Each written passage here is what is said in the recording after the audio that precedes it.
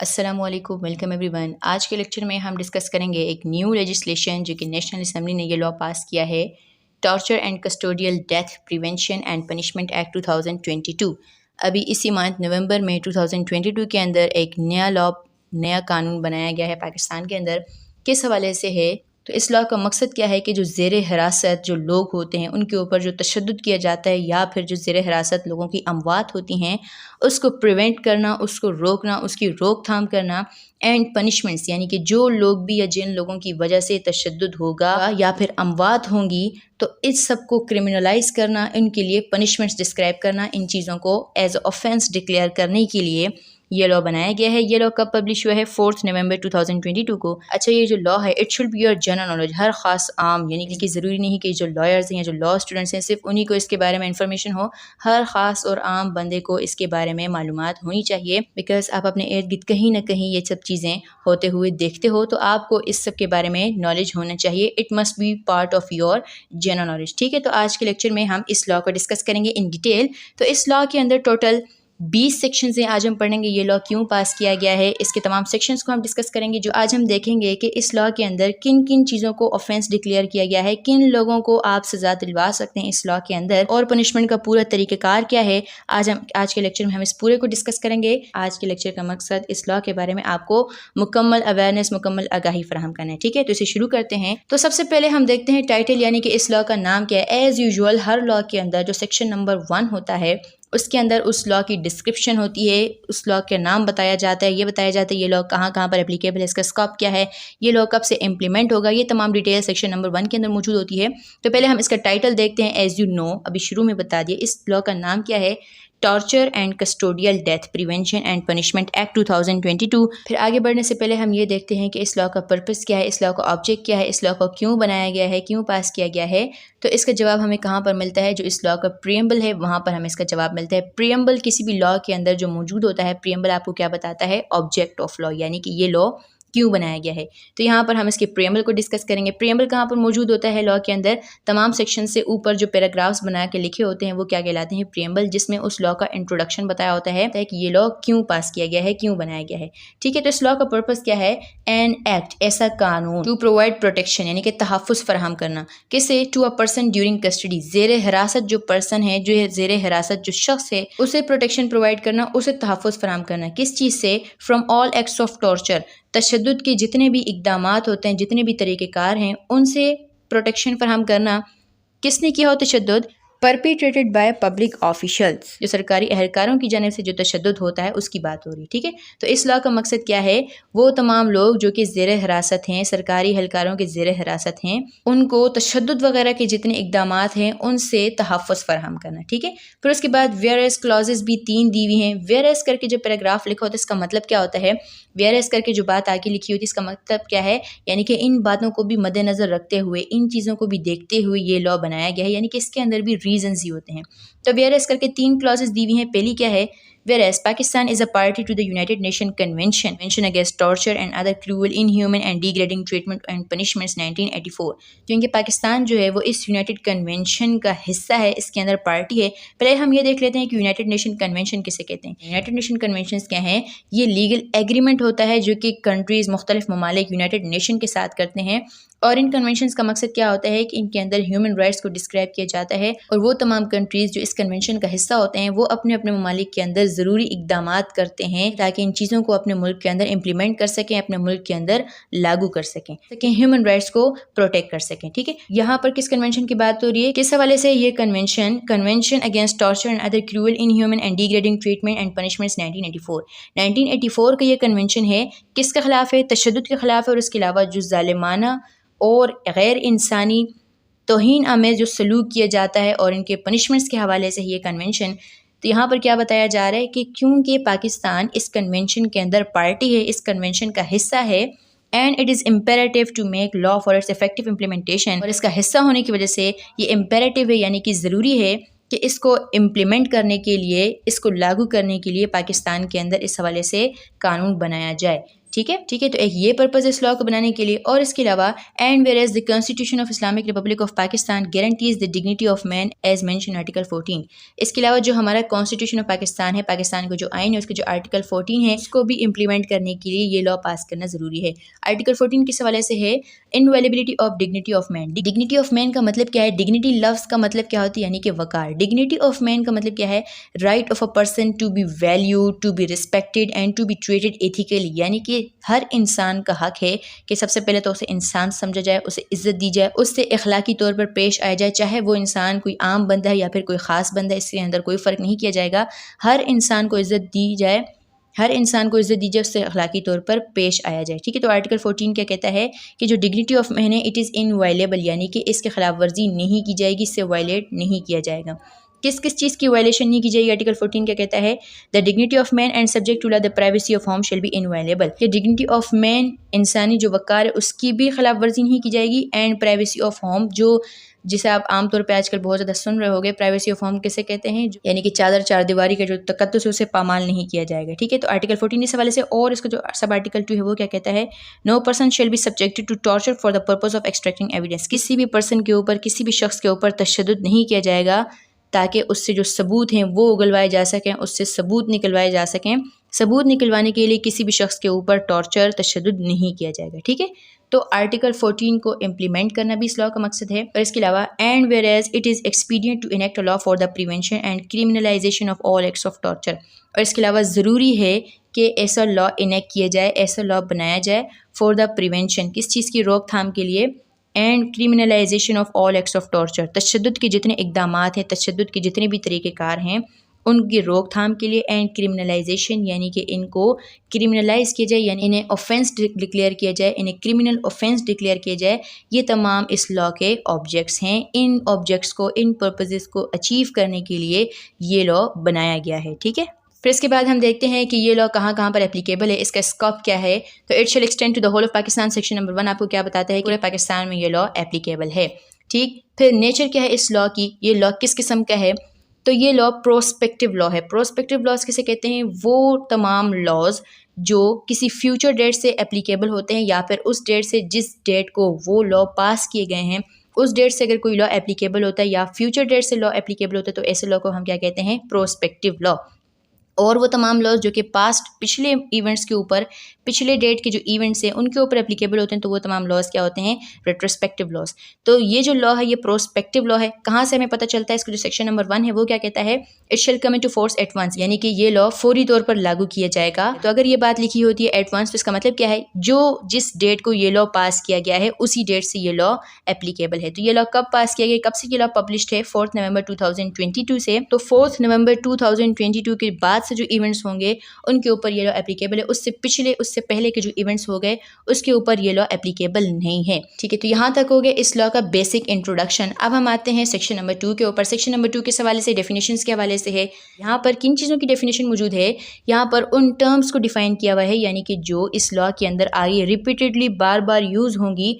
तो section number 2 के अंदर उन तमाम टर्म्स को डिफाइन किया हुआ है ताकि आपको समझ में आ जाए कि वो जो टर्म्स आगे इस्तेमाल होंगी उनको किस सेंस में समझा जाएगा, उनका मतलब क्या है। ठीक है। तो जो कॉमन डेफिनेशन है उनको मैंने इकट्ठा करके लिख दिया है। पहली डेफिनेशन हमारे पास किस हवाले से? एजेंसी टर्म को डिफाइन किया। तो जहाँ जहाँ पर इस लॉ के अंदर एजेंसी लफ्ज आएगा तो इसका मतलब क्या है? इट मीन्स FIA की बात हो रही है, यानी कि फेडरल इन्वेस्टिगेशन एजेंसी को रेफर कर रहा है एजेंसी लफ्ज, और किसी एजेंसी को रेफर नहीं कर रहा। ठीक है। तो एजेंसी का मतलब क्या है? FIA। फिर उसके बाद कौन सी टर्म डिफाइन की हुई है? कोड। तो आपको पता है कोड हमारे पास कई किस्म के हैं। कोड ऑफ सिविल प्रोसीजर भी है, कोड ऑफ क्रिमिनल प्रोसीजर भी है, और इसके अलावा पाकिस्तान पेनल कोड भी है।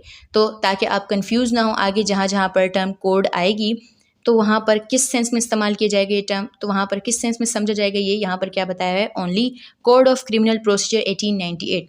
कोड का मतलब क्या है? कोड किसको रेफर कर रहा है? कोड ऑफ क्रिमिनल प्रोसीजर, यानी कि CRPC को रेफर कर रहा है। ठीक है। फिर उसके बाद गवर्नमेंट को डिफाइन किया हुआ है।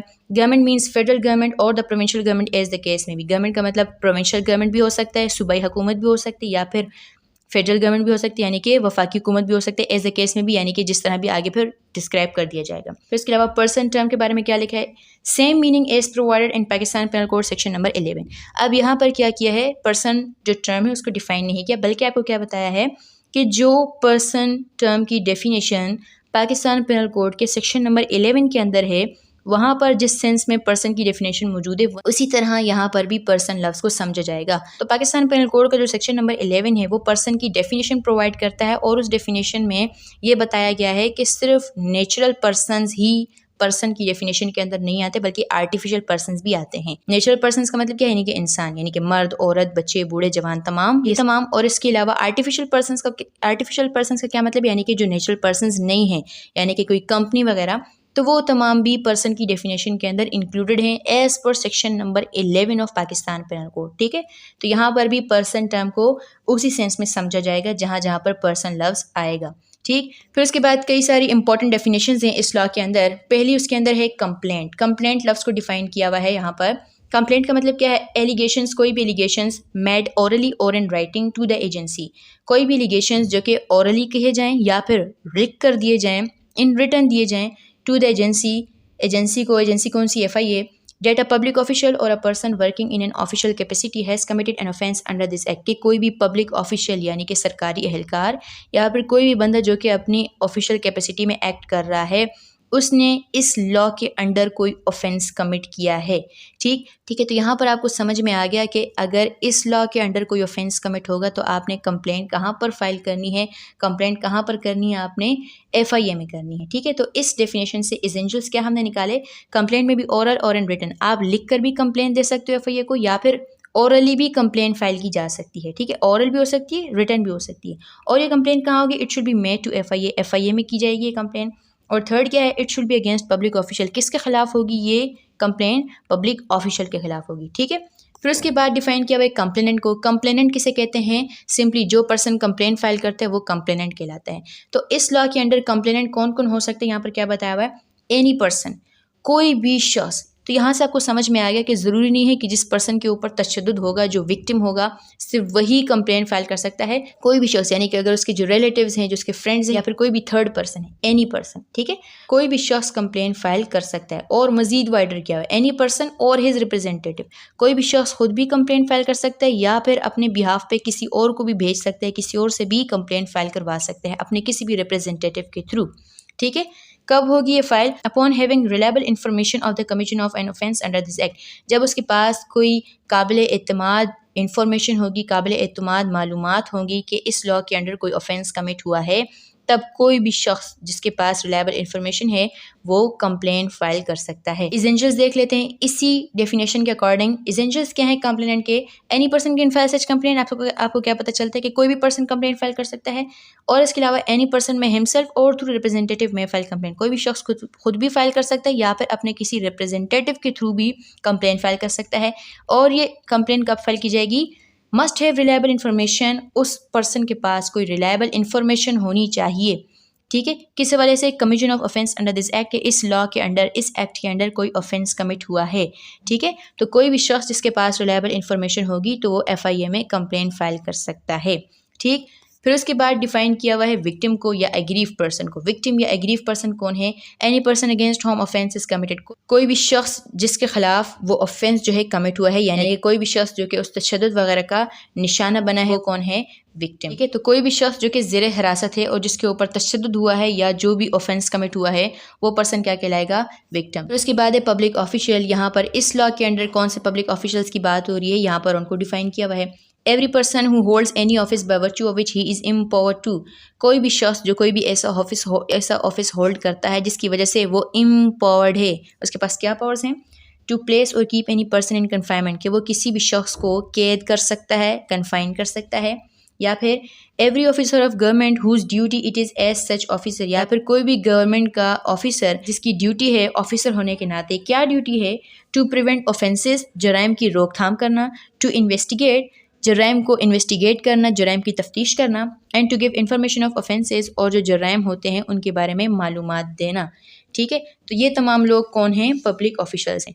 कोई भी शख्स जो कि ऐसा ऑफिस होल्ड करता है जिसकी वजह से वो किसी भी पर्सन को कैद कर सकता है, या फिर कोई भी सरकारी बंदा जिसका काम क्या है, जराइम की रोकथाम करना, जराइम को इन्वेस्टिगेट करना या फिर जराइम की मालूमात देना, तो वो तमाम लोग क्या कहलाएंगे, पब्लिक ऑफिशियल्स कहलाएंगे। ठीक है, फिर उसके बाद कस्टडी टर्म को डिफाइन किया हुआ है। किस तरह, कस्टडी को उर्दू में क्या कहते हैं, हिरासत। ठीक है, तो यहाँ पर ये जो डेफिनेशन है कस्टडी की इस लॉ के अंदर, ये बहुत ज़्यादा वाइडर है। तो यहाँ पर इसका मतलब सिर्फ ये नहीं है कि जो हथकड़ियाँ लगाकर गिरफ्तार किया जाएगा सिर्फ वही हिरासत है, बल्कि क्या है, डेफिनेशन किस तरह स्टार्ट हो रही है, इट इंक्लूड्स। तो जब इंक्लूड्स करके कोई डेफिनेशन स्टार्ट होती है, इसका मतलब ये है कि जो जनरल मीनिंग है इस टर्म की वो अपनी जगह है और इसके अलावा इसके अंदर ये चीज़ें भी शामिल हैं। ठीक है, तो डेफिनेशन क्या है, इट इंक्लूड्स ऑल सिचुएशंस, वो तमाम हालतें where a person is detained or deprived of his liberty, कि जब किसी भी शख्स को डिटेन किया जाएगा यानी कि किसी शख्स को कैद किया जाता है या फिर उसकी जो आज़ादी है उसको सल्ब कर दिया जाता है, तो हम क्या कहेंगे कि that person is in custody. किसने किया हो, किसने डिटेन किया हो, किसने आज़ादी सल्ब की हो, by any person including a public official or by any other person working in official capacity.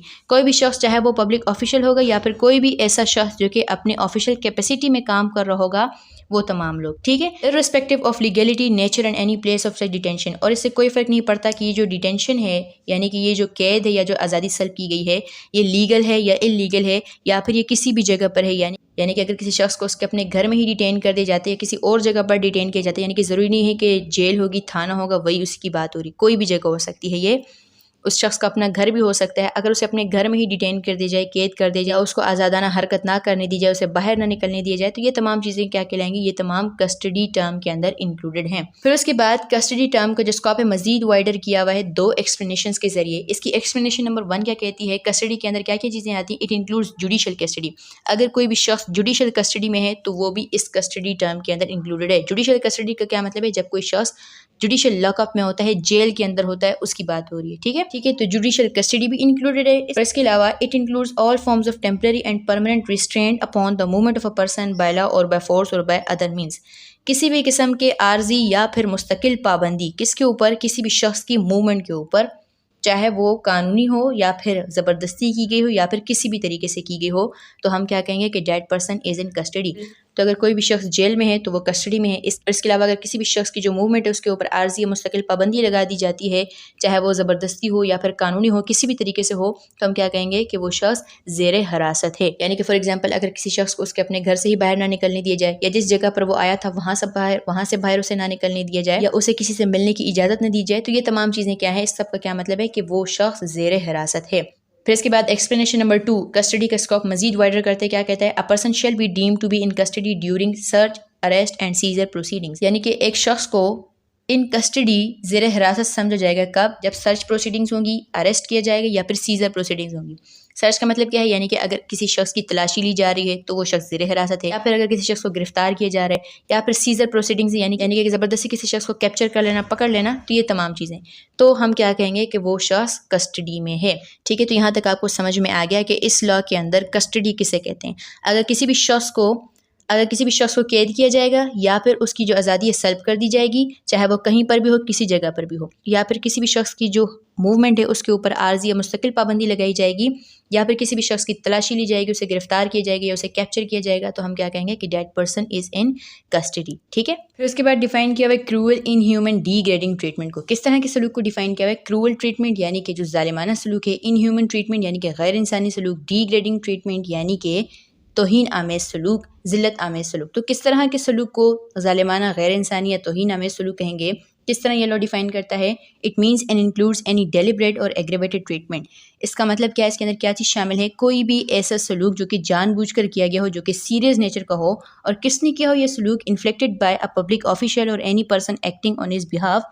Public official खुद इस तरह का सलूक करे या फिर अपने बिहाफ पर किसी और से इस तरह का सलूक करवाए।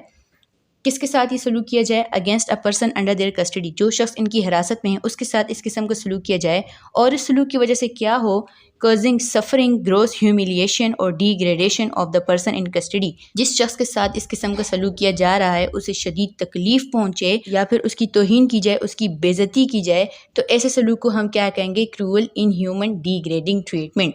ठीक है, तो कोई भी ऐसा सलूक जिससे ज़ेर हिरासत शख्स को तकलीफ पहुंचाई जाए, उसकी बेइज्जती की जाए और जानबूझकर इस तरह की हरकत की जाएगी, तो ऐसे सलूक को हम क्या कहेंगे, क्रूअल इनह्यूमन डिग्रेडिंग ट्रीटमेंट। ठीक है, लेकिन यहाँ पर इस लॉ के साथ मसला ये है कि इन सब चीज़ों को बुरा भला तो कहा है, यानी कि इन कस्टडी अगर किसी शख्स की बेइज्जती की जाएगी, उसके साथ कोई ज़िल्लत आमेज सलूक किया जाएगा, इसे ज़ालिमाना और गैर इंसानी सलूक तो डिक्लेयर किया है, यानी कि इसे बुरा भला तो कहा है, लेकिन इसको टॉर्चर की डेफिनेशन के अंदर इंक्लूड नहीं किया, इसकी पनिशमेंट कोई प्रिस्क्राइब नहीं की। टॉर्चर की डेफिनेशन के अंदर सिर्फ वही आता है कि जो जिस्मानी तशद्दुद होगा, वो सब चीज़ें आती हैं, उसके लिए पनिशमेंट मौजूद है। इस तरह का जो ट्रीटमेंट है जिसे यहाँ पर क्रूअल और इनह्यूमन ट्रीटमेंट का नाम दिया जा रहा है, इस तरह के ट्रीटमेंट के लिए कोई पनिशमेंट प्रिस्क्राइब नहीं की हुई। फिर उसके बाद डिफाइन किया भाई कस्टोडियल डेथ को। कस्टोडियल डेथ का मतलब क्या है, यानी कि ज़ेर हिरासत अगर किसी शख्स की मौत होगी उसकी बात हो रही है। तो किस तरह डिफाइन किया भाई, it means death of a person while in custody, किसी भी शख्स की मौत हो जाना कब, जब वो कस्टडी में था, तो इसे हम क्या कहेंगे, कस्टोडियल डेथ। किस वजह से हुई हो ये मौत, डायरेक्टली और indirectly caused by and attributable to acts of torture committed upon the deceased. Deceased कौन है, यानी कि जो शख्स मर चुका है। Committed upon the deceased while in custody, वो मौत उस शख्स की कस्टडी में किस वजह से हुई हो, जितना उसके ऊपर टॉर्चर किया गया है, जिस तरीके से उसके ऊपर तशद्दुद किया गया है, उस वजह से अगर उस शख्स की मौत हुई होगी तो हम क्या कहेंगे कि it is a custodial death. ठीक है, फिर एक्सप्लेनेशंस के जरिए, दो एक्सप्लेनेशंस के जरिए कस्टोडियल डेथ का जो स्कोप इसको मजीद वाइडर किया गया है। एक्सप्लेनेशन नंबर 1 क्या कहती है, कस्टोडियल डेथ इंक्लूड्स, क्या क्या चीज़ें कस्टोडियल डेथ के अंदर आती हैं, death occurring in police, private और मेडिकल प्रीमाइसेस। अगर किसी भी शख्स की मौत होगी, चाहे वो पुलिस की किसी जगह पर हो, पुलिस प्रीमाइसेस में होगी यानी कि थाना या जेल वगैरह में होगी, प्राइवेट प्रीमाइसेस में होगी यानी कि अगर घर वगैरह में होगी, फॉर एग्जांपल अगर उसे किसी घर में बंद किया गया था, किसी और जगह पर बंद किया गया था, प्राइवेट जगह पर होगी, और मेडिकल प्रीमाइसेस यानी कि अगर अस्पताल वगैरह में उसकी मौत हुई होगी, या फिर इन अ पब्लिक प्लेस, किसी पब्लिक प्लेस पर अगर उसकी मौत हुई है, और इन अ पुलिस और अदर व्हीकल, या फिर पुलिस की गाड़ी के अंदर उसकी मौत हुई है, या फिर किसी दूसरी गाड़ी के अंदर उसकी मौत हुई है, यानी कि अगर उसे किसी दूसरी गाड़ी में लेकर जाया जा रहा है या फिर किसी दूसरी गाड़ी में वो शख्स मौजूद है, तो पुलिस की गाड़ी में अगर मौत हुई होगी या फिर किसी और गाड़ी में, और इन जेल या फिर जेल के अंदर मौत हुई होगी, तो इसे भी हम क्या कहेंगे, कस्टोडियल डेथ। बस ज़रूरी चीज़ क्या है कि किस वजह से हुई हो वो death, because of acts of torture, तशद्दुद की वजह से हुई हो। ठीक है, और इसके अलावा क्या चीज़ें इसके अंदर इंक्लूडेड हैं, it includes death occurring while a person is being arrested or taken into detention or being question. इसके अलावा अगर किसी भी शख्स को अरेस्ट किया गया है और उसके बाद अगर किसी शख्स की मौत हुई है, या फिर टेकन इनटू डिटेंशन, अगर किसी शख्स को कैद कर लिया गया है तब उसके बाद अगर उसकी मौत हुई है, और बीइंग क्वेश्चन, या फिर अगर किसी शख्स को पूछगछ के लिए सिर्फ लेकर जाया जा रहा है, या फिर अगर किसी शख्स से सिर्फ पूछगछ की जा रही है और उसके दौरान अगर उसके ऊपर तशद्दुद किया जाता है, उसकी वजह से उसकी मौत हो जाती है, तो इसे हम क्या कहेंगे, कस्टोडियल डेथ। ठीक है, ठीक है, तो अगर किसी शख्स की डेथ थाने या जेल के अंदर होगी, पुलिस की गाड़ी में होगी, किसी आम गाड़ी में होगी, अस्पताल में होगी, या फिर किसी प्राइवेट जगह पर होगी, तो हम इसे क्या कहेंगे, कस्टोडियल डेथ। इसके अलावा अगर किसी शख्स को गिरफ्तार किया जाएगा उसके बाद अगर उसकी डेथ होगी, किसी भी शख्स को कैद किया जाएगा उसके बाद अगर उसकी डेथ होगी, या फिर अगर किसी भी शख्स से पूछगछ की जाएगी और उसके बाद अगर उसकी डेथ होगी, तो इसे हम क्या कहेंगे, कस्टोडियल डेथ। रिक्वायरमेंट क्या है, किस वजह से हुई है वो डेथ, डायरेक्टली और indirectly caused by acts of torture, तशद्दुद की वजह से उस शख्स की मौत हुई है। ठीक, फिर उसके बाद एक्सप्लेनेशन नंबर 2 इसके स्कोप मजीद वाइडर करते हैं। क्या कहता है, custodial death also includes all cases where the death of a person after his release from custody is directly caused by and may be substantially attributed to acts committed upon the deceased while in custody। अब यहाँ पर क्या बात है, explanation number 2 के अंदर क्या बात है, पहले तो अभी जो आपने शुरू में जो डेफिनेशन पढ़ी और एक्सप्लेनेशन नंबर 1 पढ़ा, वहाँ पर क्या था कि वो शख्स हिरासत में था। अब वो शख्स हिरासत में था और उसकी मौत हुई। एक्सप्लेनेशन नंबर 2 क्या कहता है कि जब उस शख्स को रिहा कर दिया गया, यानी कि जो ज़ेरे हिरासत था, जब उसे रिहा कर दिया गया है, रिहा होने के बाद अगर उस शख्स की मौत होती है, लेकिन जो उसकी मौत की वजह है वो क्या है, जो उसके ऊपर टॉर्चर किया गया था जब वो कस्टडी में था, जब वो कस्टडी में था तब उसके ऊपर जो टॉर्चर किया गया था, अगर उसकी मौत रिहा होने के बाद भी अगर उसी तशद्दुद की वजह से उस तकलीफ़ की वजह से ही अगर उसकी मौत हुई है, तब भी उसे कस्टोडियल डेथ कहेंगे। ठीक है, ठीक है, तो रिहा होने के बाद भी अगर किसी शख्स की मौत होगी, लेकिन वो मौत उस वजह से हुई है, उसकी वजह क्या है, उसका कॉज क्या है कि जो तशद्दुद उसके ऊपर किया गया था जब वो हिरासत में था, उस वजह से उसकी मौत हुई है, उसी तशद्दुद की वजह से उसकी मौत हुई है, तो हम इसे भी क्या कहेंगे, custodial death with in the meaning of this law. ठीक, फिर उसके बाद डिफाइन किया हुआ है कस्टोडियल रेप को। कस्टोडियल रेप का लफ्जी मतलब क्या है, यानी कि ज़ेरे हिरासत शख्स के साथ जिनसी ज्यादती करना। ठीक है, तो कस्टोडियल रेप को यहाँ पर किस तरह डिफाइन किया हुआ है, it means and includes any person taking advantage of his position. इसका मतलब क्या है कि कोई भी शख्स अगर अपनी पोजीशन का फ़ायदा उठाता है या फिर अपने रैंक का फ़ायदा उठाता है, एंड कमिटिंग रेप, और रेप कमिट करता है, किसी भी खातून के साथ ज़्यादती करता है, और sexual abuse on a person, या किसी भी शख्स के साथ, चाहे वो मेल हो फीमेल हो, उसके साथ जिनसी ज़्यादती करता है, इन हिज कस्टडी, जो कि उसकी कस्टडी में है, चाहे वो फीमेल है या मेल है जो उसकी कस्टडी में है, और in custody of a public official subordinate to him, या फिर वो उसके मातहत जो पब्लिक ऑफिशियल है उसकी कस्टडी में है, उनके साथ वो ज़्यादती करता है, तो इसे हम क्या कहेंगे, that is a custodial rape. ज़ेरे हिरासत किसी भी मेल या फीमेल के साथ जिनसी ज़्यादती की जाएगी, तो इसे हम क्या कहेंगे, कस्टोडियल रेप। ठीक, फिर उसके बाद डिफाइन किया हुआ है मेलाफाइड कंप्लेंट को।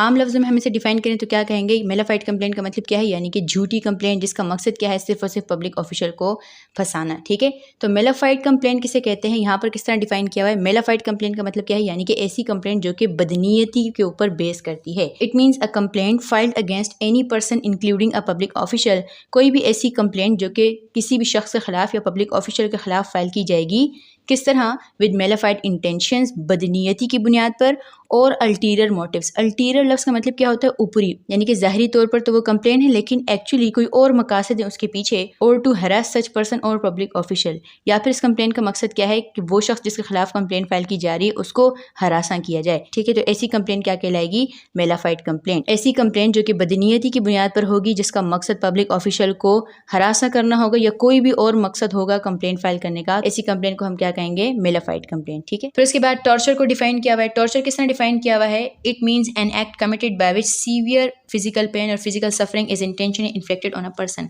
ऐसा कोई भी एक्ट, ऐसा कोई भी काम जिसकी वजह से शदीद जिस्मानी तकलीफ पहुंचाई जाए। किस तरह पहुंचाई जाए, इंटेंशनली पहुंचाई जाए, यानी कि जानबूझकर की जाए, किस शख्स के ऊपर, उस शख्स के ऊपर जो कि कस्टडी में है। ठीक है, तो कोई भी ऐसा एक्ट जिसकी वजह से जिस्मानी तकलीफ पहुंचाई जाए तो इसे हम क्या कहेंगे, तशद्दुद कहेंगे।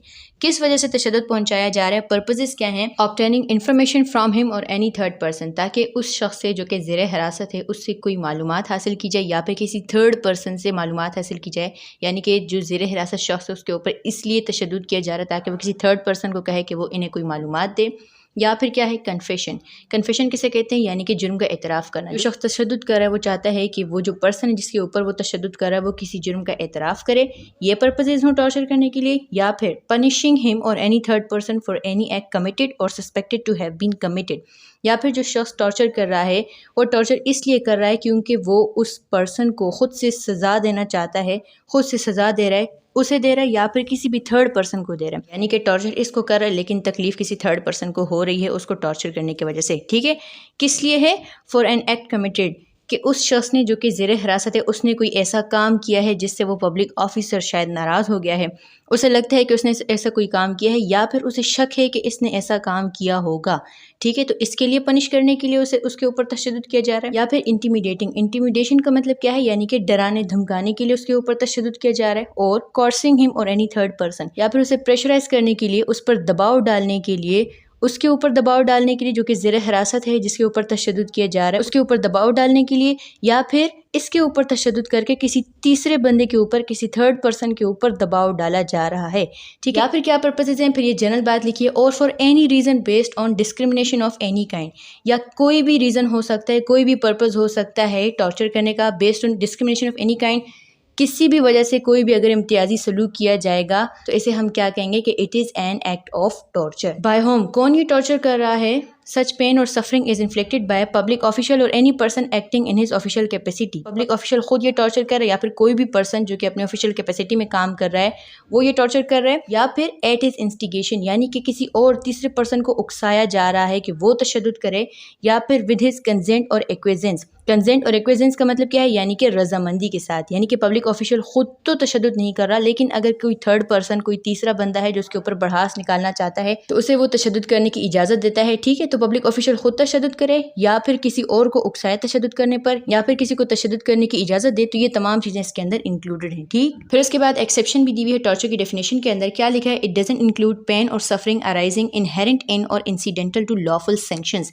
यानी कि अगर कोई पब्लिक ऑफिसर कानूनी तरीके से अपनी ड्यूटी सर अंजाम दे रहा है, अपने फ़राइज़ सर अंजाम दे रहा है, और अगर हादसाती तौर पर जो शख्स ज़ेर हिरासत है उसे कोई तकलीफ़ पहुंचती है तो उस तकलीफ़ को टॉर्चर नहीं समझा जाएगा, वो तशद्दुद की डेफिनेशन के अंदर नहीं आता। ठीक है, तो शुरू में ही आपने पढ़ा कि टॉर्चर किसे कहते हैं कि जो पब्लिक ऑफिशियल जानबूझकर इंटेंशनली उस बंदे को तकलीफ़ पहुंचाते, ज़ेर हिरासत शख्स को तकलीफ़ पहुंचाते, तो उसे टॉर्चर कहेंगे। अगर हादसाती तौर पर कोई तकलीफ़ पहुंचती है तो वो टॉर्चर नहीं कहलाएगा। ठीक है, इसके बाद सेक्शन नंबर 3 जो कि बड़ा इंपॉर्टेंट है, वो क्या कहता है, inadmissibility of statements extracted through torture. अगर टॉर्चर करके किसी भी शख्स से कोई मालूमात ली जाती है, कोई भी बयान दिलवाया जाता है तो वो इनएडमिसिबल समझा जाएगा, यानी कि कानून में उसकी वैल्यू नहीं होगी, उसे तस्लीम नहीं किया जाएगा। तो सेक्शन नंबर 3 को पढ़ते हैं। सेक्शन नंबर 3 क्या कहता है, एनी स्टेटमेंट, कोई भी बयान, इंफॉर्मेशन या मालूमात, और कन्फेशन यानी कि जुर्म का एतराफ़, ऑब्टेन बाय पब्लिक ऑफिशियल, जो कि पब्लिक ऑफिशियल ने हासिल किया है, किस तरह, as a result of torture और क्रूअल और इनह्यूमन और डिग्रेडिंग ट्रीटमेंट, तशद्दुद करके हासिल किया है या फिर कोई भी जालिमाना गैर इंसानी ज़िल्लत आमेज सलूक करके हासिल किया है, तो ऐसा बयान, ऐसी इंफॉर्मेशन, ऐसा कन्फेशन जो है it shall be inadmissible evidence, इसे इनएडमिसिबल एविडेंस समझा जाएगा, यानी कि उसे सबूत के तौर पे अदालत एडमिट नहीं करेगी, उसे कबूल नहीं करेगी। कहाँ पर? In any proceedings against the person making it, यानी कि कोई भी प्रोसीडिंग्स जो शख्स के खिलाफ चलाई जाएंगी और उन प्रोसीडिंग्स के अंदर उसके ये बयान वगैरह लाए जाएंगे, तो ऐसे बयान जो है इन्हें सबूत के तौर पर एडमिट नहीं किया जाएगा। ठीक है, तो सेक्शन नंबर 3 ने क्लियरली कह दिया कि टॉर्चर्स वगैरह करके कोई भी बयान, कोई भी मालूमात या कोई भी कन्फेशन अगर कोई पब्लिक ऑफिशियल हासिल करेगा, उस बयान वगैरह को उस शख्स के खिलाफ इस्तेमाल नहीं किया जा सकता, उसकी कोई भी अहमियत किसी भी प्रोसीडिंग्स के अंदर नहीं होगी। फिर उसके बाद पनिशमेंट भी दी हुई है। ये पनिशमेंट किसके लिए? उन पब्लिक ऑफिशियल्स के लिए है जो कि ऐसे एविडेंस एक्सटॉर्ट करवा रहे हैं। अ public official who knowingly uses such information under subsection 1, अभी जो पिछले आपने पढ़ा वो क्या था? सबसेक्शन 1 था। अगर कोई पब्लिक ऑफिशियल जानबूझकर ऐसी इंफॉर्मेशन को यूज़ करने की कोशिश करता है, यानी कि जो इन्फॉर्मेशन वगैरह उसने टॉर्चर करके उस बंदे से निकलवाई, जो मालूमात निकलवाई टॉर्चर करके, और उन मालूमात को वो उस शख्स के खिलाफ एज अ एविडेंस इस्तेमाल करना चाहते, तो क्या होगा? फिर उस पब्लिक ऑफिशियल के साथ क्या किया जाएगा? He shall be liable for imprisonment which makes see to 1 year. उस शख्स को सज़ा हो सकती है, उस पब्लिक ऑफिशियल को सज़ा हो सकती है कितने साल के लिए? 1 साल तक की सज़ा हो सकती है, मे एक्सीड, यानी कि 1 साल तक की सज़ा हो सकती है, इससे ऊपर नहीं। और with fine which may not exceed 100,000 rupees, यानी कि 1 लाख तक उसके ऊपर फाइन भी लगाया जा सकता है, और बोथ, यानी कि इम्प्रिजनमेंट भी हो सकती है और फाइन भी हो सकता है, या फिर सिर्फ इम्प्रिजनमेंट हो सकती है या फिर सिर्फ फाइन हो सकता है, या फिर दोनों भी हो सकते हैं। ठीक है, फिर इसके बाद सेक्शन नंबर 3 एक और बहुत ज़्यादा इंटरेस्टिंग और ज़बरदस्त किस्म की बात बताता है। क्या बताता है ये? Information obtain through torture admissible evidence against public official, यानी कि वो मालूमात जो कि पब्लिक ऑफिशियल ने तशद्दुद करके उस शख्स से हासिल की हैं, उन मालूमात को इस्तेमाल पब्लिक ऑफिशियल तो नहीं कर सकता, लेकिन पब्लिक ऑफिशियल के खिलाफ वो मालूमात जो है इस्तेमाल हो सकती हैं। किस तरह? सबसेक्शन 3 क्या कहता है?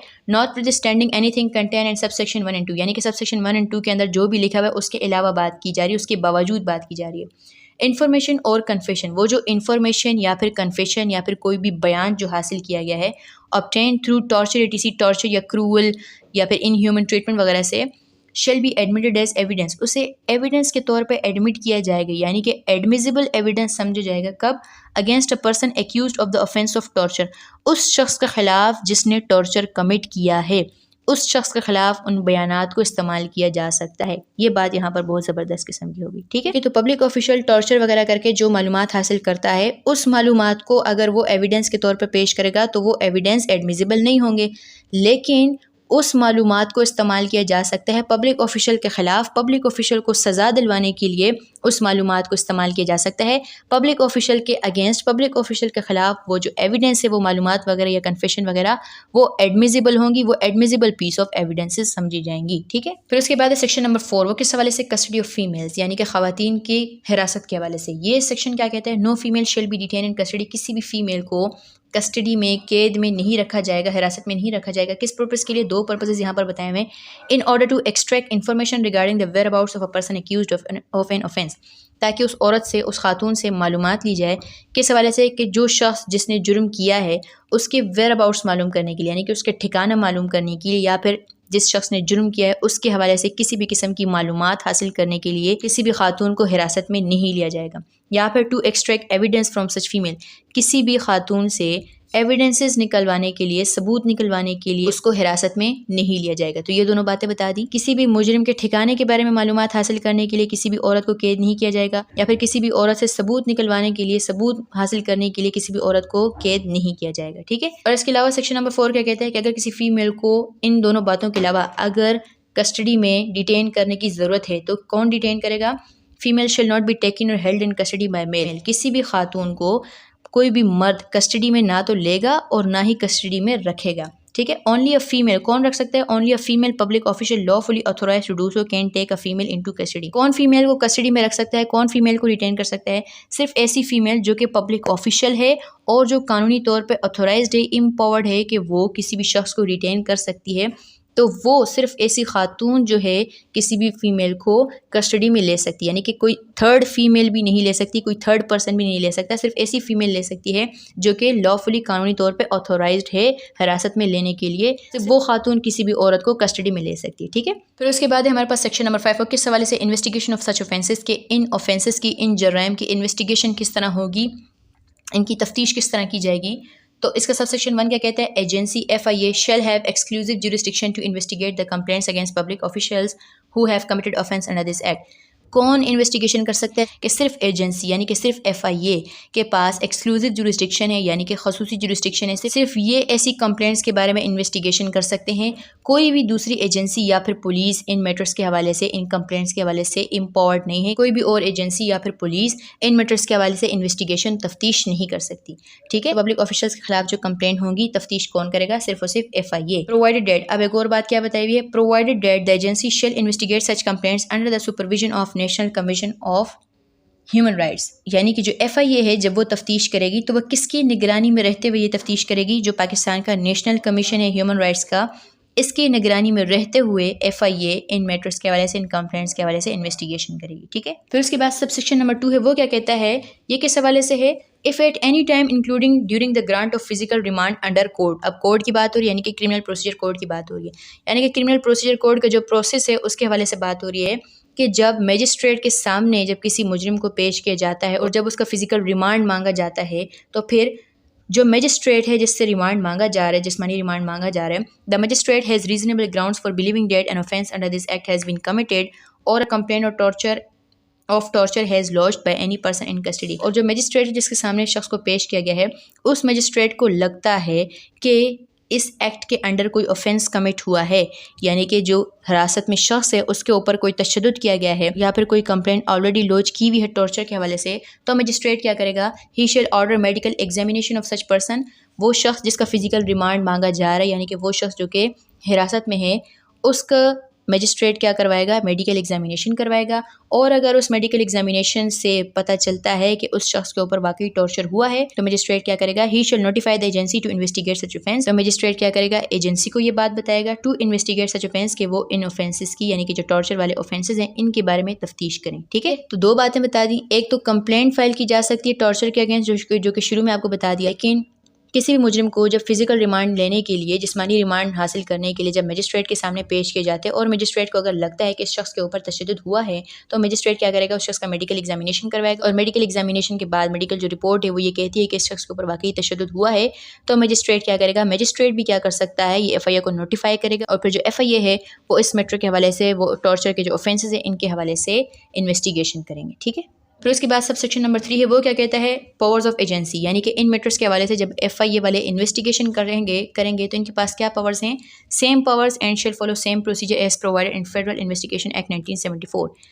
FIA उन तमाम पावर्स को इस्तेमाल करेगी, उन तमाम प्रोसीजर्स को फॉलो करेगी इन मैटर्स को भी इन्वेस्टिगेट करने के लिए, जो कि कहाँ पर बताए हुए हैं, फेडरल इन्वेस्टिगेशन एक्ट 1974। यानी कि FIA के जो जनरल आम तौर पे किसी भी मैटर को इन्वेस्टिगेट करने के हवाले से इख्तियारात हैं, वही पावर्स और वही इख्तियारात वो इस्तेमाल करेगी उन तमाम ऑफेंसेस की भी इन्वेस्टिगेशन के लिए जो ऑफेंसेस इस लॉ के अंडर कमिट हुए हैं। फिर उसके बाद है सेक्शन नंबर 6, वो किस हवाले से, trial of offences. In offences का ट्रायल कौन चलाएगा, इन्वेस्टिगेशन तो कौन करेगा, FIA वाले।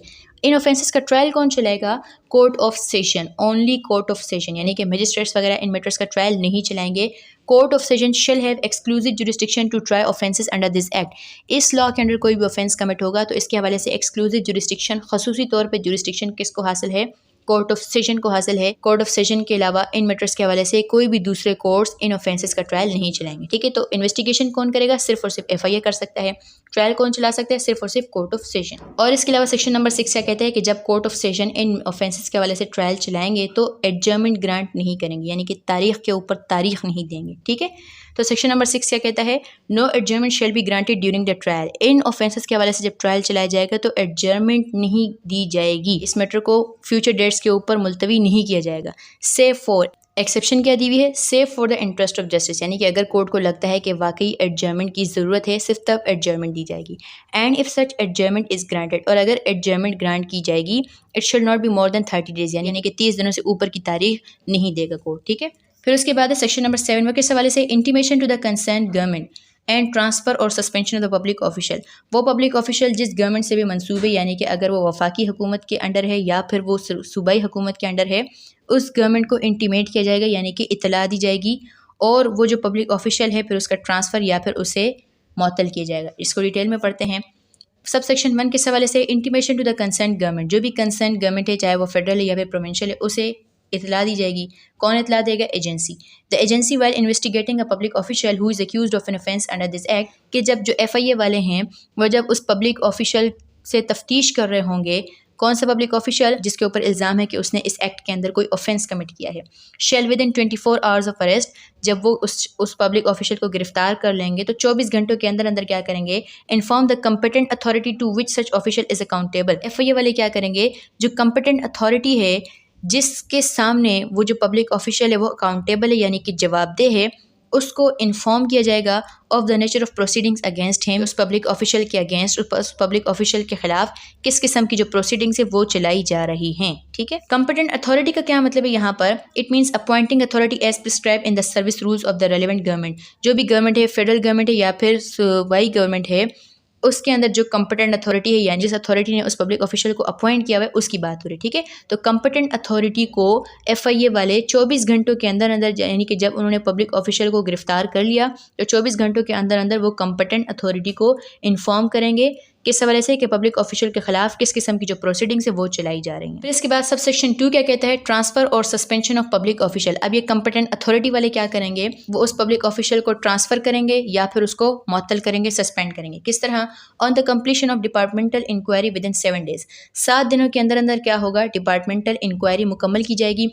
कौन से डिपार्टमेंट करेगा इंक्वायरी? जिस डिपार्टमेंट से वो पब्लिक ऑफिशियल मंसूब है, जिस डिपार्टमेंट से वो पब्लिक ऑफिशियल ताल्लुक़ रखता है, वो डिपार्टमेंट 7 दिनों के अंदर अंदर इंक्वायरी करेगा। उस इंक्वायरी के बाद अगर वो इस नतीजे पर पहुंचते हैं, गिविंग अ फाइंडिंग डेट, इस नतीजे पर पहुंचते हैं that, there is a prima facie evidence of commission of offence under this act by such public official, कि प्राइमा फेशी एविडेंस मौजूद है यानी कि बादल नज़र, ऑन द फर्स्ट इंप्रेशन, बिल्कुल वाजे कोई सबूत ऐसे मौजूद हैं कि उस पब्लिक ऑफिशियल ने कोई ऑफेंस कमिट किया है। तो फिर क्या होगा? शेल फोर्थ विद, फौरी तौर पर क्या किया जाएगा? सस्पेंड किया जाएगा। उस पब्लिक ऑफिशियल को सस्पेंड भी किया जा सकता है, मुअत्तल भी किया जा सकता है, या फिर transfer such public official to a different location from the location in which the alleged offence was committed. उस पब्लिक ऑफिशियल को ट्रांसफ़र किया जा सकता है, जिस जगह पर ऑफेंस कमिट हुआ है वहाँ से किसी दूसरी जगह पर उसे ट्रांसफ़र किया जा सकता है। ठीक है। तो यहाँ तक आपको क्या समझ में आया कि जब किसी भी पब्लिक ऑफिशियल के खिलाफ कंप्लेंट फाइल की जाएगी, FIA वाले जब उसे अरेस्ट करेंगे तो विद इन 24 आवर्स वो कंपिटेंट अथॉरिटी को इन्फॉर्म करेंगे और वो कंपिटेंट अथॉरिटी फिर 7 दिनों के अंदर अंदर इंक्वायरी करेगी और उस इंक्वायरी के बाद अगर वो इस नतीजे पर पहुँचते हैं कि वाज़ेह सबूत मौजूद हैं कि उस पब्लिक ऑफिशियल ने कोई ऑफेंस कमिट किया है, तो फिर क्या होगा? उस पब्लिक ऑफिशियल को फौरी तौर पर क्या किया जाएगा? उस पब्लिक ऑफिशियल को सस्पेंड कर दिया जाएगा, मुअत्तल किया जाएगा या फिर उसका ट्रांसफर कर दिया जाएगा। ठीक है। फिर उसके बाद सब सेक्शन 3 क्या कहता है? अ public official when convicted of an offence under this act shall not perform any public duty. वो पब्लिक ऑफिशियल जो कन्विक्ट हो चुका है यानी कि जिसे सजा हो चुकी है, सजा कब होगी? कोर्ट के थ्रू होगी। FIA वाले क्या कर रहे हैं? इन्वेस्टिगेशन कर रहे हैं और डिपार्टमेंट क्या कर रहे हैं? इंक्वायरी कर रहे हैं। इंक्वायरी के नतीजे में मुअत्तल किया, वो सब हो गया। अब कन्विक्शन की बात हो रही है यानी कि जिसे सजा हो चुकी है। सजा कौन देगा? कोर्ट देगा। जब पब्लिक ऑफिशियल को सजा हो जाएगी तो फिर वो पब्लिक ऑफिशियल किसी भी किस्म की अपनी जो ड्यूटी है वो परफॉर्म नहीं करेगा अनलेस एक्वेटेड बाय अपीलेट कोर्ट, यानी कि जब इस मैटर के हवाले से, यानी कि जब कोर्ट ऑफ सेशन ने उस मैटर का डिसीजन दिया फिर उसके खिलाफ जब वो अपील में गया, आगे हम पढ़ेंगे, जब अपीलेट जो कोर्ट है अगर वो उसे बरी कर देता है, उसको मासूम डिक्लेयर कर लेता है, तो फिर वो अपनी पब्लिक ड्यूटीज़ परफॉर्म कर सकता है। अदरवाइज वो जो पब्लिक ऑफिशियल अपनी ड्यूटी परफॉर्म नहीं कर सकता। लेकिन यहाँ पर भी इस लॉ के साथ मसला है। यहाँ पर ये तो बताया हुआ है कि अगर जो पब्लिक ऑफिशियल है अगर वो सज़ा याफ्ता हो जाएगा तो फिर वो पब्लिक ड्यूटी परफॉर्म नहीं करेगा, लेकिन यहाँ पर स्पेसिफाई नहीं किया हुआ कि कितने टाइम तक वो अपनी पब्लिक ड्यूटी परफॉर्म नहीं करेगा या उसे डिसमिस कर दिया जाएगा। कुछ भी इस तरह की जो चीज़ है उसे इस लॉ के अंदर स्पेसिफाई नहीं किया। खैर आगे बढ़ते हैं। फिर उसके बाद है हमारे पास सेक्शन नंबर 8, वो किस हवाले से? पनिशमेंट ऑफ टॉर्चर, यानी कि तशद्दुद की सज़ा के बारे में है। ठीक है। कस्टोडियल डेथ की बात नहीं हो रही, वो आगे है। सेक्शन नंबर 8 क्या कहता है? Any public official who commits abets और कॉन्स्पायर्स टू कमिट टॉर्चर, कोई भी पब्लिक ऑफिशियल जो खुद टॉर्चर करता है या फिर अबेटमेंट करता है टॉर्चर की, यानी कि उकसाता है किसी दूसरे पर्सन को टॉर्चर करने के लिए, या फिर कॉन्स्पिरेसी करता है यानी कि साजिश करता है टॉर्चर करवाने की, यानी कि टॉर्चर किया या टॉर्चर करने पर किसी को उकसाया या फिर टॉर्चर करने की साजिश की गई, ये सारी बातें इंक्लूडेड हैं। ठीक है। तो क्या होगा? उस पब्लिक ऑफिशियल को पनिश किया जाएगा। किस तरह की पनिशमेंट दी जाएगी? अब यहाँ पर एक पनिशमेंट नहीं दी, इस लॉ के अंदर सिर्फ इन चीज़ों को ऑफेंस डिक्लेयर किया गया, इनको क्रिमिनलाइज किया गया है। पनिशमेंट्स अलग से नहीं दी हुई, पनिशमेंट्स वही हैं जो कि पाकिस्तान पेनल कोड के अंदर दी हुई हैं। ठीक है। तो क्या कहते हैं section number 8? Shall be punish for the kind of harm provided in provided in chapter 14 of PPC. Pakistan panel code का जो चैप्टर नंबर 14 है, चैप्टर नंबर 14 के हवाले से ऑफेंसेस अगेंस्ट ह्यूमन बॉडी, इंसानी ज़िंदगी के खिलाफ जो ऑफेंसेस होते हैं वहाँ पर उनकी बात है। वहाँ पर मुख्तलिफ किस्म के हार्म्स, मुख्तलिफ किस्म के हर्ट्स वगैरह बताए हुए हैं। तो टॉर्चर करके जिस किस्म का हार्म पहुँचाया जाएगा उसी लिहाज से फिर उस शख्स को, उसी लिहाज से उस पब्लिक ऑफिशियल को सज़ा दी जाएगी। ठीक है, तो सेक्शन नंबर 8 क्या बताता है? टॉर्चर की सज़ा बताता है। डेथ की बात नहीं हो रही, यानी कि टॉर्चर इतना हुआ यानी कि अभी वो पर्सन जो है मरा नहीं है, जिंदा है। तो फिर क्या होगा? जिस किस्म का उसे हार्म पहुंचा गया है, चैप्टर नंबर 14 के अंदर जितनी सज़ाएं मुख्तलिफ किस्म के हार्म्स के लिए बताई हुई हैं, जिस किस्म का भी हार्म पहुंचाया गया है टॉर्चर करके उस पब्लिक ऑफिशियल को, उसी हार्म के लिहाज से उतनी ही सज़ा दी जाएगी। ठीक है, फिर उसके बाद सेक्शन नंबर 8 के अंदर एक्सप्लेनेशन भी बताई हुई है। क्या बताई हुई है? The offences under this section shall be cognizable. अब ये यहाँ पर कौन से सेक्शंस की बात हो रही है? उन सेक्शंस की बात हो रही है जो कि पीपीसी के चैप्टर नंबर 14 के अंदर है, उनकी बात हो रही है। ठीक है, तो चैप्टर नंबर 14 के अंदर जितने ऑफेंसेस हैं यानी कि मुख्तलिफ किस्म के हार्म्स के हवाले से, दे शेल बी कॉग्निजेबल। कॉग्निजेबल यानी कि बगैर वारंट के गिरफ्तारी की जा सकती है, नन कंपाउंडेबल यानी कि नाकाबिले माफ़ी है, एंड नन बेलेबल यानी कि नाकाबिले ज़मानत है, with in the meaning of code यानी कि क्रिमिनल प्रोसीजर के हवाले से। तो आपको पता है कि जो क्रिमिनल प्रोसीजर कोड है उसके अंदर शेड्यूल्स के अंदर, उसके अंदर पूरी डिटेल बताई हुई कि पीपीसी के किस सेक्शन के अंदर कौन सा जो ऑफेंस है वो बेलेबल है या नहीं है, कॉग्निजेबल है या नहीं है, या कंपाउंडेबल है या नहीं है। ठीक है, ठीक है, तो chapter number 14 PPC Pakistan panel code के अंदर जितने किस्म के हार्म्स बताए हुए जिनको ऑफेंस डिक्लेयर किया हुआ है वो तमाम कैसे हैं? कॉग्निजेबल हैं, नन कंपाउंडेबल हैं और नन बेलेबल हैं। ठीक, फिर उसके बाद है सेक्शन नंबर 9। वो किस हवाले से? कौन सी पनिशमेंट है? कस्टोडियल डेथ की पनिशमेंट बताता है।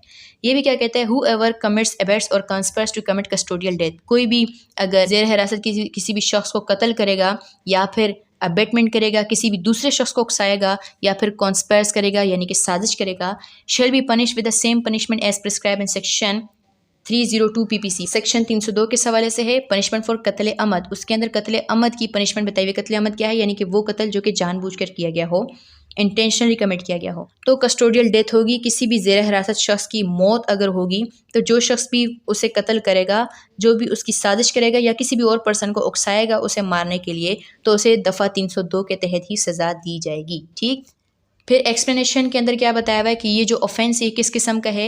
इट इज़ कॉग्निजेबल यानी कि बगैर वारंट की गिरफ्तारी की जा सकती है, कंपाउंडेबल यानी कि जो उस मरने वाले के जो लीगल हेयर्स हैं अगर वो चाहें तो माफ़ कर सकते हैं इस ऑफेंस को, एंड नन बेलेबल यानी कि नाकाबिले ज़मानत है, with in the meaning of code यानी कि क्रिमिनल प्रोसीजर के मुताबिक। ठीक, फिर उसके बाद सेक्शन नंबर 10 के अंदर कौन सी पनिशमेंट्स बताई हुई हैं? Punishment for custodial rape. Custody में लेकर किसी शख्स के साथ रेप किया जाएगा, तो यहाँ पर दूसरी चीज़ भी इंक्लूडेड है, जिनसी ज्यादती। अगर किसी मर्द या औरत के साथ जिनसी ज्यादती की जाएगी वो भी इंक्लूडेड है। ठीक है, हु एवर कमिट्स और abets the offence of custodial rape, जो भी खुद कस्टोडियल रेप करेगा या फिर किसी दूसरे को उकसाएगा ये करने के लिए, shall be dealt with and punish under the law and procedure for rape. जो रेप के लिए पनिशमेंट्स मौजूद हैं, चाहे वो पीपीसी के अंदर हैं या फिर हदूद लॉज के अंदर हैं, जो पनिशमेंट्स रेप के हवाले से हैं, जहाँ जो रिक्वायरमेंट पूरी होती है तो उसी हवाले से जो रेप के लिए पनिशमेंट है वही उस शख्स को पनिशमेंट दी जाएगी। और फिर इसकी भी एक्सप्लेनेशन उसी तरह है कि जो ऑफेंस है रेप का वो किस तरह का है? इट इज़ कॉग्निजेबल, बगैर वारंट की गिरफ्तारी की जा सकती है, नन कंपाउंडेबल इसे माफ़ नहीं किया जा सकता, एंड नन बेलेबल ये नाकाबिल ज़मानत है, with in the meaning of code CrPC criminal procedure code के मुताबिक। फिर उसके बाद है सेक्शन नंबर 11। ये किस हवाले से है? मेलाफाइड कंप्लेंट्स के हवाले से, यानी कि जो बदनीयती की बुनियाद पर अगर किसी पब्लिक ऑफिशियल के खिलाफ कंप्लेंट फाइल की जाएगी, मेलाफाइड कंप्लेंट्स फाइल की जाएंगी, तो वो शख्स जो कि ऐसी कंप्लेंट फाइल की जा रहा है उसके लिए भी सज़ा इस लॉ ने बताई हुई है। क्या सज़ा है? Whoever files mala fide complaint after it is establish that it was mala fide. कोई भी शख्स जो कि मेलाफाइड कंप्लेंट फाइल करेगा, बदनीयती की बुनियाद पर मेलाफाइड कंप्लेंट फाइल करेगा, तो जब ये एस्टेब्लिश हो जाएगा, ये साबित हो जाएगा कि ये जो कंप्लेन है ये मेलाफाइड है, तो फिर क्या किया जाएगा? उस शख्स को क्या सज़ा दी जाएगी? Shall be punish with the same punishment as prescribed in section number 8 for the perpetrators under this act. Perpetrator का मतलब क्या है? मुजरिम। सेक्शन नंबर 8 के अंदर जो मुजरिम की ये सज़ा बताई हुई है, सेक्शन नंबर 8 के अंदर कौन से मुजरिम की सज़ा बताई हुई है? पनिशमेंट फॉर टॉर्चर, यानी कि जो तशद्दुद करेगा कोई पब्लिक ऑफिशियल, जो उसको सज़ा दी जाएगी उसकी बात हो रही है। तो वहाँ पर क्या बताया हुआ है कि जिस किस्म का हार्म कमिट किया जाएगा, पाकिस्तान पेनल कोड को देखते हुए जिस किस्म का हार्म टॉर्चर के ज़रिए कमिट किया गया है उस किस्म के हार्म के हवाले से सज़ा दी जाएगी। अब सेक्शन नंबर 11 ने वापस डाल दिया किसके ऊपर? मेलाफाइड कंप्लेनेंट के ऊपर, कि अगर कोई शख्स मेलाफाइड कंप्लेंट फाइल करेगा तो उसने जिस किस्म के इल्ज़ाम पब्लिक ऑफिशियल के ऊपर लगाए हैं, जब ये साबित हो गया कि वो इल्ज़ाम ही हैं सिर्फ, तो फिर सेक्शन नंबर 8 के अंडर उस पर्सन को उसी तरह की सज़ा दी जाएगी। यानी कि जिस किस्म के हार्म उसने उसके ऊपर इल्ज़ाम लगाए हैं उस किस्म के हार्म्स के हवाले से उस शख्स को सज़ा दी जाएगी। लेकिन इस हवाले से मेरी ज़ाती राय ये है कि इस मेलाफाइड कंप्लेंट्स के हवाले से कोई स्पेसिफिक पनिशमेंट होनी चाहिए। सेक्शन नंबर 8 को रेफ़र कर देना सिर्फ इतना ही काफ़ी नहीं है, कोई स्पेसिफिक पनिशमेंट इसके लिए होनी चाहिए। ठीक है, आगे बढ़ते हैं। फिर उसके बाद है सेक्शन नंबर 12, जो किस हवाले से, अपील्स के हवाले से, यानी कि जो सज़ाएँ अगर दे दी या रिहा कर दिया गया तो फिर क्या होगा। सेक्शन नंबर 12 क्या कहता है, अपील अगेंस्ट कन्विक्शन और acquittal of offence under this act. अब एक और बात यहाँ पे बड़ी इंटरेस्टिंग है कि कन्विक्शन के खिलाफ भी अपील फाइल की जा सकती है, एक्विटल के खिलाफ भी अपील फाइल की जा सकती है। यानी कि अगर पब्लिक ऑफिशियल को सज़ा दिलवाने के लिए किसी ने कंप्लेंट फाइल की और उस पब्लिक ऑफिशियल को सज़ा नहीं दी गई, उसे एक्विट कर दिया गया, उसे बरी कर दिया गया, तब भी अपील फाइल की जा सकती है। या फिर जो पब्लिक ऑफिशियल है अगर उसे कन्विक्ट कर दिया गया है, सज़ा दे दी गई है, तब भी अपील फाइल की जा सकती है। ठीक है, तो कन्विक्शन और एक्विटल, सज़ा और जज़ा, दोनों के खिलाफ अपील फाइल की जा सकती है। अपील कहाँ पर फाइल की जाएगी, shall be presented before respective high court. वो कोर्ट ऑफ सेशन जिस हाई कोर्ट के भी अंडर है उस हाई कोर्ट में अपील फाइल की जाएगी। टाइम लिमिट क्या है, कितने टाइम के अंदर जो है अपील फाइल की जाएगी, 30 डेज। तो कोर्ट ऑफ सेशन ने जब डिसीजन दिया, उस डिसीजन की, उस ऑर्डर की जब कॉपी रिसीव हो जाएगी तो वहाँ से फिर टाइम लिमिट जो है, टाइम लिमिट स्टार्ट होगा। 30 दिनों के अंदर अंदर अपील फाइल की जा सकती है, 30 दिनों के बाद फाइल नहीं की जा सकती। फिर उसके बाद एक एक्सेप्शन भी दी हुई है सेक्शन नंबर 12 के अंदर। क्या बताया हुआ है, an appeal against conviction shell not be admitted. अगर जो अपील है वो कन्विक्शन के हवाले से, अब कन्विक्शन किसकी हुई है, किसे सज़ा दी गई है, चाहे जो मेलाफाइड कंप्लेनेंट है उसे सज़ा दी गई है या फिर जो पब्लिक ऑफिशियल है उसे सज़ा दी गई है, कोई भी शख्स जिसे इस लॉ के तहत सज़ा हुई है उसकी बात हो रही है। तो अगर सज़ा के ख़िलाफ़ अपील फ़ाइल की जाएगी तो वो अपील तब तक एडमिट नहीं की जाएगी unless part of the amount imposed in the form of fine is directed by the appellate court is deposited in the court. Court क्या करेगा, जो एपेलेट कोर्ट है, जो हाई कोर्ट है, वो क्या कर सकता है, जो एपिलेंट है यानी कि वो शख्स जो अपील फाइल करना चाह रहा है उसके ऊपर क्या शर्त लगाएगा कि वो क्या करे कि जो उसके ऊपर पेनल्टी की फॉर्म में सज़ा के तौर पे उसे जो फ़ाइन जमा करवाना था, उस फ़ाइन में से कुछ अमाउंट, जितने अब हाई कोर्ट करना चाहे, उस फ़ाइन में से जो कुछ अमाउंट है वो पहले कोर्ट में डिपॉजिट करवाए। ठीक है, यानी कि जब भी सज़ा के खिलाफ अपील होगी तो एपेलेट कोर्ट क्या करेगा, हाई कोर्ट क्या करेगा, जो शख्स अपील फाइल कर रहा है उसे कहेगा कि फ़ाइन में से जो कुछ अमाउंट है उसे पहले कोर्ट में डिपॉजिट करे। जब वो डिपॉजिट हो जाएगी तो फिर एपेलेट कोर्ट उस अपील को एडमिट करेगा। ठीक, फिर उसके बाद है सेक्शन नंबर 13। वो किस हवाले से है, इन्वेस्टिगेशन, ट्रायल और अपील के टाइम लिमिट के हवाले से है कि कितने टाइम के अंदर अंदर इन्वेस्टिगेशन, ट्रायल और अपील को मुकम्मल किया जाएगा। तो इन्वेस्टिगेशन का टाइम कितना है, 30 डेज़। FIA 30 दिनों के अंदर, यानी कि जब उनको कंप्लेंट सबमिट की गई है उसके 30 दिनों के अंदर अंदर वो अपनी इन्वेस्टिगेशन मुकम्मल करेंगे। और अगर जो इन्वेस्टिगेशन है वो 30 दिनों के अंदर मुकम्मल नहीं होती तो फिर क्या होगा, if not completed within time, तो एजेंसी क्या करेगी, agency shall call for the report for explaining the cause of delay. तो जो भी ऑफिसर इन्वेस्टिगेशन कर रहा है उस ऑफेंस के हवाले से, एजेंसी क्या करेगी, उस ऑफिसर को कहेगी कि वो रिपोर्ट पेश करे और वजह बताए कि इन्वेस्टिगेशन 30 दिनों के अंदर अंदर क्यों मुकम्मल नहीं हुई। और जो एजेंसी है अगर वो उस रिपोर्ट से, उन रीज़न से सेटिस्फाई होता है तो वो मज़ीद 5 दिन देगा उस इन्वेस्टिगेशन ऑफिसर को इन्वेस्टिगेशन मुकम्मल करने के लिए। ठीक है, और जो रिपोर्ट अगर पेश की गई है एजेंसी उससे सेटिस्फाई नहीं होती तो एजेंसी क्या करेगी, उस इन्वेस्टिगेशन ऑफिसर से वो मैटर लेकर दूसरे इन्वेस्टिगेशन ऑफिसर को दे देगी और वो दूसरा इन्वेस्टिगेशन ऑफिसर जो है वो फिर उस ऑफेंस के हवाले से, उस कंप्लेंट के हवाले से इन्वेस्टिगेशन करेगा। ठीक है, तो 30 दिनों के अंदर अंदर इन्वेस्टिगेशन मुकम्मल होनी चाहिए। अगर 30 दिनों के अंदर इन्वेस्टिगेशन मुकम्मल नहीं होती तो एजेंसी इन्वेस्टिगेशन ऑफिसर से रिपोर्ट मांगेगी कि क्यों डिले हो रहा है, और अगर वो उस डिले से सेटिस्फाई होती तो मजीद 5 दिन ऊपर देगी इन्वेस्टिगेशन मुकम्मल करने के लिए, और अगर वो उस रिपोर्ट से सेटिस्फाई नहीं होती तो फिर क्या होगा, जो एजेंसी है वो उस मैटर को, उस इन्वेस्टिगेशन को किसी दूसरे इन्वेस्टिगेशन ऑफिसर को ट्रांसफ़र कर देगी और फिर वो जो इन्वेस्टिगेशन ऑफिसर है वो फिर उस कंप्लेंट के हवाले से इन्वेस्टिगेशन करेगा। ठीक है, इसके बाद ये सेक्शन हमें क्या बताता है, इंटरिम रिपोर्ट, यानी कि जब इन्वेस्टिगेशन अगर 30 दिनों के अंदर मुकम्मल नहीं भी होती तब भी क्या होगा, इंटरिम रिपोर्ट FIA वाले, एजेंसी वाले जमा करवाएंगे कोर्ट में। If investigation of an offence is not complete with in 30 days, 30 दिनों के अंदर अगर इन्वेस्टिगेशन मुकम्मल नहीं होती, the agency shell also file interim report before the court of session. Agency क्या करेगी, इंटरिम रिपोर्ट यानी कि अबूरी रिपोर्ट जमा करवाएगी कोर्ट ऑफ सेशन में, और फिर जो कोर्ट ऑफ सेशन है फिर वो उस रिपोर्ट को देखते हुए डिसाइड करेगा कि उसे ट्रायल शुरू करना चाहिए या नहीं। ठीक है, तो 30 दिनों के अंदर अंदर इन्वेस्टिगेशन मुकम्मल होनी चाहिए। अगर इन्वेस्टिगेशन मुकम्मल नहीं भी होती तब भी इंटरिम रिपोर्ट अदालत में जमा करवाई जाएगी। ठीक, फिर उसके बाद हम देखते हैं time limit for trial. Court of session कितने टाइम के अंदर जो है ट्रायल मुकम्मल करेगा, 3 वीक्स। कितना टाइम दिया हुआ है, 3 वीक्स दिए हुए हैं from the date of submission of challan, यानी कि जब चालान जमा हो जाएगा, चालान वही है जो रिपोर्ट है, जब रिपोर्ट जमा हो जाएगी, फाइनल रिपोर्ट जमा हो जाएगी तो उसके 3 वीक्स के अंदर अंदर सेशन कोर्ट ट्रायल मुकम्मल करेगा। फिर अपील्स के लिए टाइम लिमिट क्या है, पहले तो आपने क्या पढ़ा कि अपील कितने टाइम के अंदर फाइल की जाएगी। अब ये है कि अपील कितने टाइम के अंदर डिसाइड की जाएगी। 30 दिनों के अंदर अंदर अपील डिसाइड की जाएगी। कब से ये टाइम शुरू होगा? From the date of filing of appeal. जब से अपील फाइल की गई है तो 30 दिनों के अंदर अंदर हाई कोर्ट उस अपील का फैसला करेंगे। ठीक, फिर उसके बाद है सेक्शन नंबर 14। ये बहुत ज़्यादा इंपॉर्टेंट और अहम है। वो किस हवाले से? स्पेशल प्रोटेक्शन के हवाले से। और स्पेशल प्रोटेक्शन किसे देने के हवाले से है? विक्टिम को दी जा सकती है, यानी कि वो शख्स जो कि टॉर्चर का निशाना बना है, कंप्लेनेंट यानी कि वो शख्स जिसने कंप्लेंट फाइल की है, और एनी विटनेसेस जो गवाहान हैं उनमें से अगर कोई प्रोटेक्शन अदालत से तलब करता है, प्रोटेक्शन मांगता है, उसकी बात हो रही है। तो ये लॉ स्पेशल प्रोटेक्शन भी प्रोवाइड करता है। Whoever alleges that he requires protection from person accused of an offence or from any of his associates, कि अगर कोई विक्टिम या फिर जो कंप्लेनेंट है या फिर कोई विटनेस है, वो अगर ये कहता है कि उसे स्पेशल प्रोटेक्शन चाहिए, किससे? जिस शख्स ने ऑफेंस कमिट किया है उससे, या फिर उसके किसी भी एसोसिएट वगैरह से, यानी कि उसके बंदों से, तो वो क्या करेगा? पिटीशन फाइल करेगा। कहाँ पर? कोर्ट ऑफ सेशन में पिटीशन फाइल करेगा। और फिर कोर्ट ऑफ सेशन क्या करेगा? The court in receiving the petition after giving notice to the concern parties, उस पिटीशन के अंदर जितने लोगों को पार्टी बनाया जाएगा या जितने लोगों को कोर्ट ऑफ सेशन जरूरी समझेगा बुलाना, कोर्ट ऑफ सेशन उनको नोटिस भेजेगा। Shall hear the matter, court of session उस मैटर को सुनेगा and pass an order on the petition, और उस पिटीशन के हवाले से ऑर्डर पास करेगा विद इन 3 days, 3 दिनों के अंदर अंदर। ठीक है, may make such orders as deem necessary and appropriate, और कोर्ट किसी भी किस्म के ऑर्डर्स पास कर सकता है जो भी उन सर्कमस्टांसेस के हवाले से नेसेसरी होंगे और जो जरूरी होंगे। ठीक है, तो जो शख्स भी स्पेशल प्रोटेक्शन चाहता है, चाहे वो विक्टिम है, कंप्लेनेंट है या फिर कोई विटनेस है, वो कोर्ट ऑफ सेशन में पिटीशन फाइल करेगा। कोर्ट ऑफ सेशन फिर 3 दिनों के अंदर अंदर उस पिटीशन के ऊपर डिसीजन देगा। ठीक है, तो यहाँ तक इस लॉ के जो मेन और अहम बातें हैं वो सारी मुकम्मल हो जाती हैं। फिर उसके बाद है सेक्शन नंबर 15। वो क्या कहता है? Act not to prejudice civil remedies, कि अगर किसी और लॉ के अंडर तशद्दुद के हवाले से विक्टिम के पास कोई सिविल रेमेडीज मौजूद हैं, यानी कि डैमेजेस वगैरह रिकवर करना, तो वो विक्टिम वो सिविल रेमेडीज भी ले सकता है, उन सिविल रेमेडीज को भी इस्तेमाल कर सकता है। ठीक है, फिर उसके बाद है सेक्शन नंबर 16। वो क्या कहता है? Overriding effect.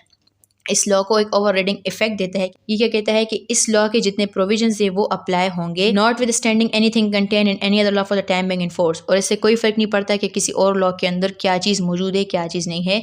इस लॉ के जो प्रोविजंस हैं वो लाजमी अप्लाई होंगे। This law shall have overriding effect. ठीक है, यानी कि अगर किसी और लॉ के अंडर स्पेशल प्रोटेक्शन दी हुई हो किसी पब्लिक ऑफिशियल को किसी मैटर के हवाले से, तो वो चीज़ अप्लाई नहीं होगी। इसका जो इफेक्ट है वो ओवरराइडिंग होगा तमाम लॉज के ऊपर। ठीक है, फिर उसके बाद सेक्शन नंबर 17। वो क्या कहता है? Provisions of the code to apply, यानी कि जो क्रिमिनल प्रोसीजर कोड के जो प्रोविजंस हैं इस लॉ के अंडर, इस एक्ट के अंडर जो प्रोसीडिंग्स होंगे उनके ऊपर अप्लाई होंगे। कहाँ पर अप्लाई होंगे? यानी कि जो ट्रायल चलाता है कोर्ट ऑफ सेशन, तो ट्रायल का प्रोसीजर आपको पता है कहाँ पर दिया हुआ है? कोड ऑफ क्रिमिनल प्रोसीजर में दिया हुआ है। इसी तरह अपील्स जब सुनते हैं तो उसका भी प्रोसीजर कहाँ पर दिया हुआ है? कोड ऑफ क्रिमिनल प्रोसीजर के अंदर दिया हुआ है। तो कोड ऑफ क्रिमिनल प्रोसीजर के प्रोविजंस जहाँ पर अप्लाई हो सकते हैं वहाँ पर अप्लाई होंगे। ठीक, फिर उसके बाद है सेक्शन नंबर 18, 19 और 20। बिल्कुल सिंपल से हैं और वो इस लॉ की एप्लीकेबिलिटी के हवाले से हैं। क्या कहता है section number 18? Duties of government, कि जो गवर्नमेंट है वो इस लॉ की पब्लिसिटी करे, आवाम को इसके हवाले से अवेयरनेस दे, पब्लिक ऑफिशियल्स जो हैं जिनके हवाले से ये लॉ है उनको अवेयरनेस दी जाए। ठीक है, और सेक्शन नंबर 19 क्या कहता है? रिमूवल ऑफ डिफ़िकल्टीज़, यानी कि अगर किसी भी डिवीजन में इस लॉ को नाफिज करने में, इस लॉ को इन्फोर्स करने के में अगर किसी भी किस्म की मुश्किलात आती हैं, किसी भी किस्म की डिफ़िकल्टीज़ आती हैं, तो उसे दूर किया जाए, उसे रिमूव किया जाए। और इस हवाले से वो जो कंसर्न डिवीजन है वो कोई भी ऑर्डर्स पास कर सकता है, लेकिन 2 साल के अंदर अंदर। ठीक है, यानी कि अभी जैसे 2022 में ये लॉ पास हुआ है, तो 2 साल के अंदर अंदर जो कंसर्न डिवीजन है वो ऑर्डर्स पास कर सकते हैं, ताकि इस लॉ को इफेक्टिवली इम्प्लीमेंट किया जा सके। ठीक है, तो सेक्शन नंबर 19 क्या कहता है कि अगर किसी भी किस्म की डिफ़िकल्टीज आती हैं इस लॉ को इम्प्लीमेंट करने के लिए, तो जो कंसर्न डिवीजन है वो किसी भी किस्म के ऑर्डर्स पास कर सकते हैं, लेकिन वो ऑर्डर्स इस लॉ के इनकंसिस्टेंट नहीं होनी चाहिए, यानी कि इसके किसी भी प्रोविजन के खिलाफ नहीं होनी चाहिए। ठीक है, फिर इसके बाद सेक्शन 20 है। वो क्या कहता है? पावर टू मेक रूल्स, यानी कि हर डिवीजन इस लॉ को इफेक्टिवली नाफिज करने के लिए, इफेक्टिवली मौसर तरीके से इसका नफाज करने के लिए रूल्स बना सकता है। ठीक है, तो अब हम लास्ट में इस पूरे लॉ की समरी निकालते हैं। जितना भी आपने पढ़ा है इस पूरे की हम समरी देखते हैं, इसको इन शॉर्ट डिस्कस करते हैं। ठीक है, तो ये लॉ किसके अगेंस्ट है? पब्लिक ऑफिशियल्स के अगेंस्ट है। पब्लिक ऑफिशियल कौन से जराइम करे? कस्टोडियल टॉर्चर करे, या कस्टोडियल डेथ कमिट करे, या फिर किसी भी ज़ेर हिरासत शख्स के साथ ज़्यादती करे, तो फिर क्या किया जा सकता है? कंप्लेंट फाइल की जा सकती है। कंप्लेंट कहाँ पर फाइल की जाएगी? FIA में कंप्लेंट फाइल की जाएगी, और फिर FIA क्या करेगा? उस कंप्लेंट के हवाले से इन्वेस्टिगेशन करेगा। कितने टाइम के अंदर इन्वेस्टिगेशन मुकम्मल होनी चाहिए? With in 30 days। और इन्वेस्टिगेशन के बाद इस मैटर का, इस कंप्लेंट के हवाले से ट्रायल कहाँ पर चलेगा? इन ऑफेंसेस के हवाले से ट्रायल चलेगा सेशन कोर्ट के अंदर। सेशन कोर्ट इसका फैसला कितने टाइम के अंदर करेगा? विद इन 3 वीक्स, 3 वीक्स के अंदर अंदर सेशन कोर्ट ट्रायल मुकम्मल करेगा। फिर सेशन कोर्ट जो भी उस मैटर के हवाले से डिसीजन देता है, चाहे वो कन्विक्शन करता है या एक्विटल करता है, इसके हवाले से अपील कहाँ पर फाइल की जाएगी? अपील फाइल की जाएगी हाई कोर्ट के अंदर, और हाई कोर्ट उस अपील को डिसाइड करेगा विद इन 30 डेज। ठीक है। लास्ट में हम पनिशमेंट्स की भी समरी देख लेते हैं। इस लॉ के अंदर टोटल 4 चीज़ों के हवाले से पनिशमेंट बताई हुई हैं। पहली क्या है? Punishment for using statements extracted through torture. Torture करके जो बयान वगैरह हासिल किए जाएंगे, अगर कोई पब्लिक ऑफिशियल फिर उन बयानों को इस्तेमाल करता है उस शख्स के खिलाफ, तो उसके लिए क्या सज़ा है? इम्प्रिजनमेंट फॉर 1 ईयर और फाइन। उस पब्लिक ऑफिशियल को 1 साल तक की कैद की सज़ा दी जा सकती है या फिर जुर्माना भी आयद किया जा सकता है। दूसरी क्या है? Punishment for torture. कोई भी शख्स जो तशद्दुद करता है उसके लिए क्या सज़ा है? Kind of harm. जिस तशद्दुद करके जिस किस्म का नुकसान पहुंचाया गया है, जिस किस्म की तकलीफ पहुंचाई गई है पीपीसी को देखते हुए, वैसी ही पनिशमेंट उसे दी जाएगी। थर्ड है punishment for custodial death. Custody में ज़ेर हिरासत शख्स की अगर मौत हो जाती तो उसके लिए पनिशमेंट क्या है? जो पनिशमेंट कत्ले अमद के लिए है सेक्शन नंबर 302 के अंदर, वही पनिशमेंट उसे दी जाएगी। फिर उसके बाद है पनिशमेंट फॉर कस्टोडियल रेप। ज़ेर हिरासत किसी खातून के साथ अगर रेप कमिट किया जाता है या फिर किसी भी मर्द या औरत के साथ जिनसी ज़्यादती की जाती है, तो उसको वही सज़ा दी जाएगी जो कि रेप वगैरह के हवाले से है। फिर लास्ट है पनिशमेंट फॉर मेलाफाइड कंप्लेंट। अगर कोई शख्स मेलाफाइड कंप्लेंट फाइल करता है तो उसके लिए क्या सज़ा है?